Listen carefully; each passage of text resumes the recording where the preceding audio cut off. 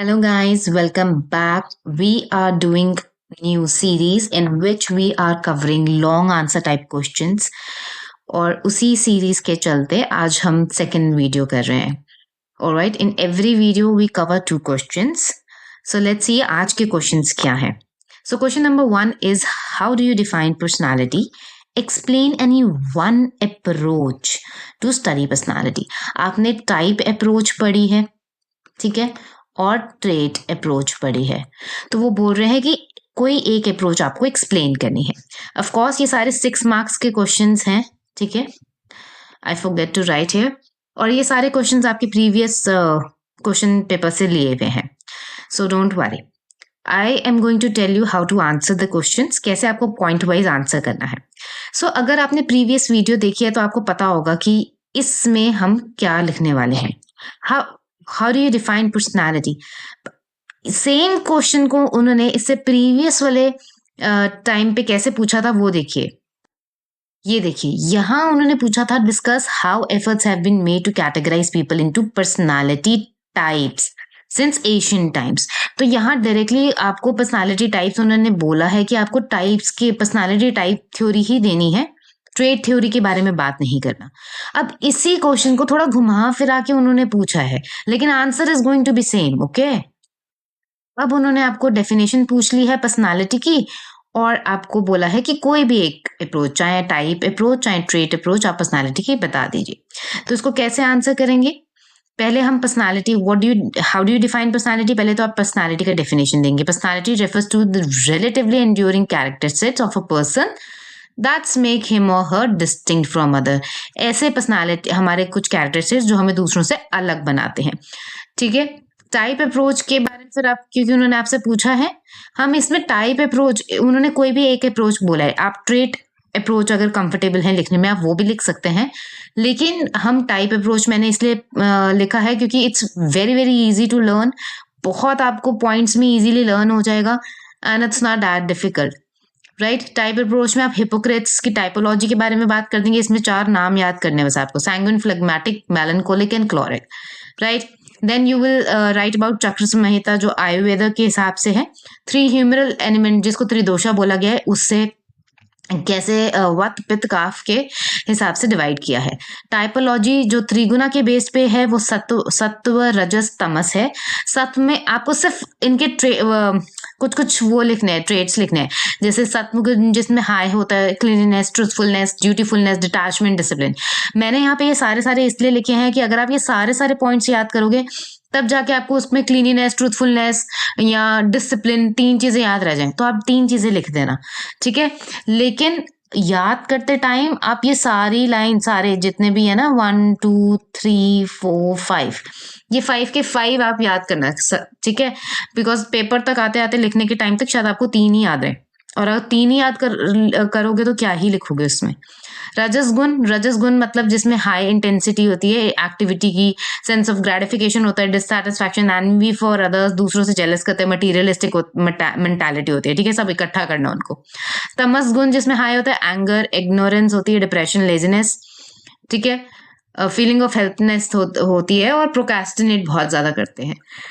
Then Sheldon की third theory है जिसमें एंडोमॉर्फिक, मीजोमॉर्फिक, एक्टोमॉर्फिक दिया था. मैंने आपको बताया था एक्टोमॉर्फिक और एंडोमॉर्फिक कैसे याद करना है. जब 2 आपको याद होंगे, तीसरा अपने आप उसमें लिख लोगे. एंडोमॉर्फिक, ENDO, अंडे जैसा राउंड, एंडो. तो इसमें आएगा round, soft, fat, relaxed and sociable, ठीक है. एक्टोमॉर्फ की स्पेलिंग क्या है, एक्टो, तो इसमें टी है, T for tall, T for thin. तो ऐसे इसमें thin, long, fragile body built वाले जो लोग होते हैं, ब्रेनी, आर्टिस्टिक, इंट्रोवर्ट, ठीक है. सिर्फ आपको ये पॉइंट्स लिखने हैं, नथिंग एल्स. मीजोमॉर्फिक में रेक्टेंगुलर बॉडी बिल्ट वाले आ जाएंगे, energetic and courageous, that's it. Sheldon के बाद आ जाएगा नेक्स्ट हमारा कौन सा है, यूंग की टाइपोलॉजी. उन्होंने 2 ही दिए, इंट्रोवर्ट एंड एक्सट्रावर्ट्स. और यहाँ पे याद रखना ये एक्सट्रावर्ट्स है, एक्सट्रोवर्ट नहीं है, तो स्पेलिंग्स के थोड़ा ध्यान देना। इंट्रोवर्ट में क्या है, जो विड्रॉ अपने आप को कर लेते हैं, अलोन रहना प्रेफर करते हैं, और इमोशनल कॉन्फ्लिक्ट के टाइम पे वो अपने आप को विड्रॉ कर लेते हैं, शाय होते हैं। एक्सट्रोवर्ट सोशिएबल होते हैं, आउटगोइंग होते हैं, ठीक है। ऑक्यूपेशन उनको ऐसे पसंद होते हैं जहाँ पे डायरेक्ट डीलिंग हो लोगों से, जैसे सेल्समैन की ऑक्यूपेशन हो गई, पीआर रिलेशनशिप की हो गई। दे रिएक्ट टू स्ट्रेस, और वो स्ट्रेस को भी ऐसी रिएक्ट करते हैं बाय मिंगलिंग विद पीपल, लोगों से घुल मिल के, लाइक, ठीक है। फ्राइडमैन की एंड रोजमैन की 5th पॉइंट हो जाएगा आपका, जिसमें टाइप ए, बी, और फिर मॉरिस ने दी थी आगे 6 में टाइप सी और डी। सी मतलब कैंसर, प्रोन टू कैंसर होते हैं, कोऑपरेटिव, अनअसर्टिव होते हैं, और पेशेंट होते हैं। दे सप्रेस देयर नेगेटिव इमोशंस, जैसे कि एंगर, ये सब लिखेंगे। और टाइप डी में जो कि प्रोननेस टू डिप्रेशन होती है। टाइप ए कैसे होते हैं, CHD वाले, मतलब कोरोनरी हार्ट डिसीज वाले होते हैं, उनको हमेशा ऑन द रन रहते हैं, हमेशा ऐसे बर्डन रहता है उनको, they always feel that they are burden with the work, they find it very difficult to slow down and relax, right. तो इसको याद करने का क्या तरीका है, टाइप ए मतलब हमेशा अगर मुझे A+ चाहिए तो ऐसे लोग हमेशा ऐसे लगता है कि बहुत काम है उनके पास करने के लिए, दे ऑलवेज फील बर्डन्ड, और उनको बड़ा दिक्कत होता है स्लो डाउन करने में और रिलैक्स करने में, ठीक है। तो इस तरीके से आप जो है ये 6 पॉइंट्स लगा लेंगे और आपको इसको आंसर करेंगे। जो भी मैंने बोल्ड लेटर्स में लिखा है वो आप भी कोशिश करना कि इसी तरह पॉइंट वाइज लिखो और उसको हाईलाइट करो, सो दैट एग्जामिनर को अच्छे से दिखे वो पॉइंट। और क्योंकि उनके पास बहुत सारे पेपर्स होते हैं चेक करने के लिए और आपका पेपर स्टैंड आउट होना चाहिए, अगर उनको इमीडिएटली सारे पॉइंट्स दिखेंगे यू विल गेट मार्क्स, ठीक है। तो ये आपका फर्स्ट क्वेश्चन था, this is how you going to answer. Second question, how do projective techniques assess personality? Explain any two well-known projective techniques. Self personality से लिया हुआ चैप्टर नंबर 2 से लिया हुआ क्वेश्चन है। प्रोजेक्टिव टेक्निक्स कैसे असेस करती है पर्सनालिटी को वो पूछ रहे हैं वो फर्स्ट पार्ट में, and then they are asking कि explain any two well known projective techniques. Again 6 marks का क्वेश्चन है, 200 वर्ड्स की इसकी लिमिट होती है। सबसे पहले तो आप बताएंगे कि projective techniques were develop to assess unconscious motives and feelings, ठीक है। अनकॉन्शियस मोटिव्स और फीलिंग्स को क्योंकि ये प्रोजेक्टिव है ऑफ कोर्स, तो अनकॉन्शियस मटेरियल निकालने के लिए ही इस टेक्निक को बनाया गया था। क्या हो रहा है, ठीक है, unconscious, okay. So these techniques are based on assumptions that a less structured or unstructured stimulus or situation will allow the individual to project his feelings, desire or need.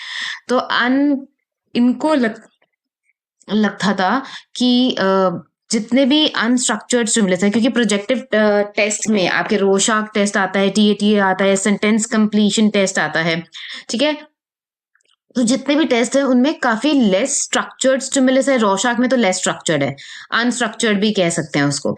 या TAT की बात करें तो उसमें स्टिमुलस जो है हमारा situation based है, ठीक है। तो वो इंडिविजुअल्स को अलाउ करता है to project their feelings and desires and needs on the situation. Now Third point is the person being assessed is usually not told about the purpose of the assessment.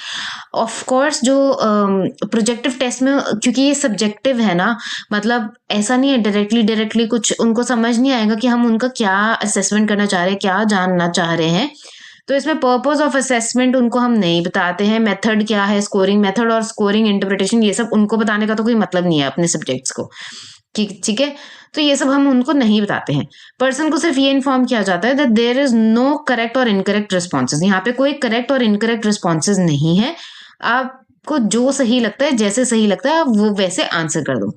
तो ये आपका जो question का first part है ये उसको answer करता है, ठीक है। How do projective techniques assess personality, ऐसे करते हैं। तो इसमें आपके टोटल 4 पॉइंट्स हैं, दिस इज 1 2 3 एंड 4, राइट। ये 4 पॉइंट्स हैं जो आपको एक्सप्लेन करने हैं। फर्स्ट पार्ट का आंसर हो गया। अब वो पूछ रहे हैं कि explain any 2 well known projective techniques. तो मतलब आपकी बुक में इतनी सारी प्रोजेक्टिव टेक्निक्स दी हुई है, जैसे मैंने बोला सेंटेंस कंप्लीशन टेस्ट दिया हुआ है, TAT दिया हुआ है, रॉर्शचॉक दिया हुआ है, तो और भी दिए हुए हैं। तो इसमें से जो है कोई जो है आप अच्छे से बता दीजिए जो भी आपको दो अच्छे से आते हैं, ठीक है। तो मैंने इसमें सेंटेंस कंप्लीशन और टीएटी बताया है क्योंकि it is more easy to learn, सबको आसानी रहेगा डिस्क्राइब करने में। रोशा के कई बच्चे स्पेलिंग ही गलत लिख देते हैं तो फिर उसमें रिस्क लेने का कोई मतलब नहीं दिखता। सेंटेंस कंप्लीशन टेस्ट, अब SCT इसको बोल सकते हैं आप, SCT सेंटेंस कंप्लीशन टेस्ट। इसमें क्या होता है, this test make use of number of incomplete sentences, ये तो आपको पता ही है, इनकम्प्लीट सेंटेंसेस का यूज होता है, वो सेंटेंसेस उसने कंप्लीट करने होते हैं। The starting part of the sentence is first presented and the subject has to provide an ending to the sentence. तो फर्स्ट पार्ट उन्होंने दिया होता है और एंडिंग जो है सब्जेक्ट को देना होता है, सिंपल सी बात है। It is held that the type of ending used by the subject reflects their attitudes, their motivation and their conflicts. तो जिस तरीके की एंडिंग वो करते हैं सेंटेंस की, फॉर एग्जाम्पल जैसे उसमें लिखा होता है कि I think my father is dash dash dash dash dash.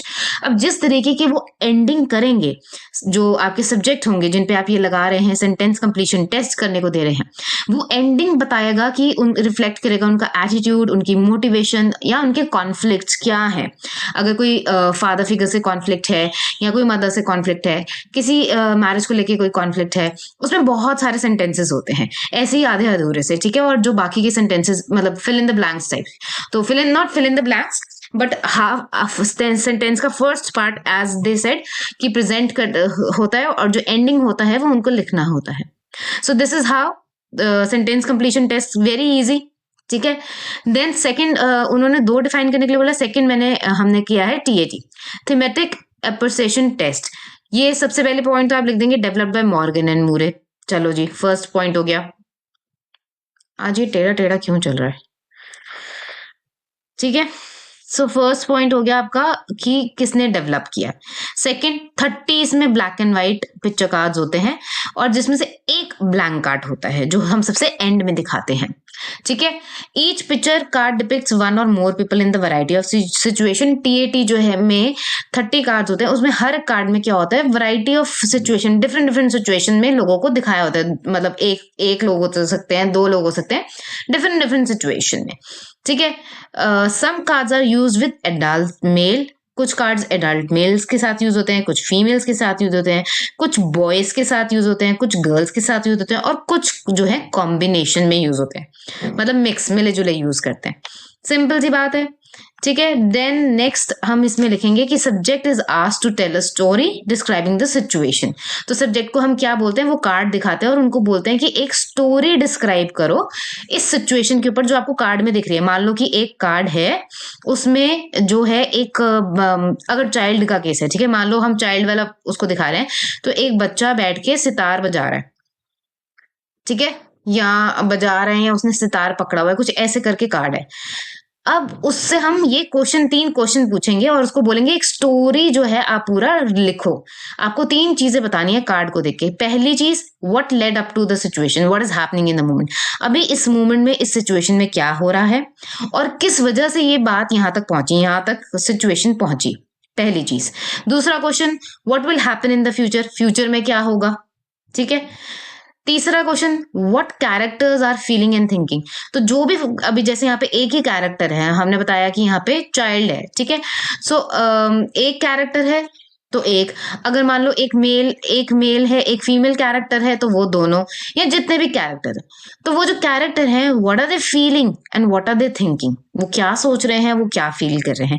ऐसे ही अपने मन घड़न, ऑफ कोर्स आपको एक स्टोरी बतानी है, लेकिन उस मन घड़न स्टोरी में क्या होता है कि एज वी सेड कि प्रोजेक्टिव टेक्निक्स में यही होता है कि उसको समझ नहीं आएगा कि इन सब चीजों से क्या ही पता लग जाएगा, लेकिन बहुत सारा अनकॉन्शियस मटेरियल जो है निकल के बाहर आता है through the stories, right. So इसका स्टैंडर्ड प्रोसीजर अवेलेबल है for the scoring of TAT responses, that's it. इससे ज्यादा आपको कुछ भी नहीं लिखना है, बहुत पॉइंट वाइज है, इजी टू लर्न है, राइट। आप इसको 1-2 बार वीडियो को देखोगे, आपको समझ आ जाएगा और आपको कोई दिक्कत नहीं होगी। इस तरीके से आप जो 6 मार्क्स के क्वेश्चंस हैं आप आंसर कर सकते हो and you can gain 6 on 6 full marks you can gain, right. I hope this was clear to you. अगर आपको कोई भी डाउट है, you can ask me in the comment section. I will be happy to answer you. Make sure that you subscribe this channel for further such type of content. Section A please practice करते रहा करो. Community post में questions होते हैं, आप उसको practice कीजिए. वो भी आपके PYQs हैं. सारे मैं आपके previous year question papers cover कर रही हूँ. This is how I am covering. Section है आपको कम्युनिटी पोस्ट में मिल जाएगा. केस स्टडीज की मैंने प्लेलिस्ट बना रखी है, और this long answer type question हम यहाँ पे कर रहे हैं. चलिए मिलते हैं next time. Make sure that you subscribe this channel and support this channel by liking this video, commenting on how it was for you, and I'll see you next time. Bye.